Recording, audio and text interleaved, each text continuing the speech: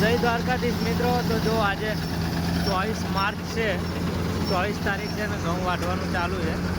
જો આપણું મશીન કાઠિયાવાડમાં ફરતું હતું, ગઈ રાત્રે ઘરે આવ્યું છે અને આજે ઘઉં આપણા ખેતરના વાઢવાનું ચાલુ છે. જો આખું 6-7 વીઘાનું ખેતર કાપી નાખ્યું અને આટલા ઘઉં નીકળ્યા છે. જો 50-60 મણ ઘઉં નીકળ્યા છે.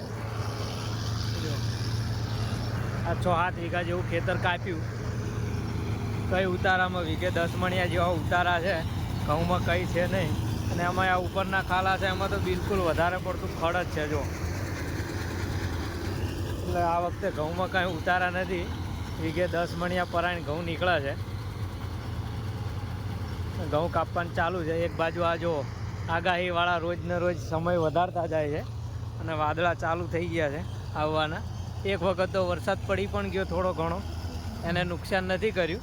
પણ ફરી પણ 28-30 તારીખની આગાહી વધારે બતાવે છે કે વરસાદ પડશે એમ. એટલે આમ પણ ઘઉં આપણા પાકી ગયા છે. એટલે આજે 24 તારીખે આપણે હાર્વેસ્ટર મૂકી દીધું છે.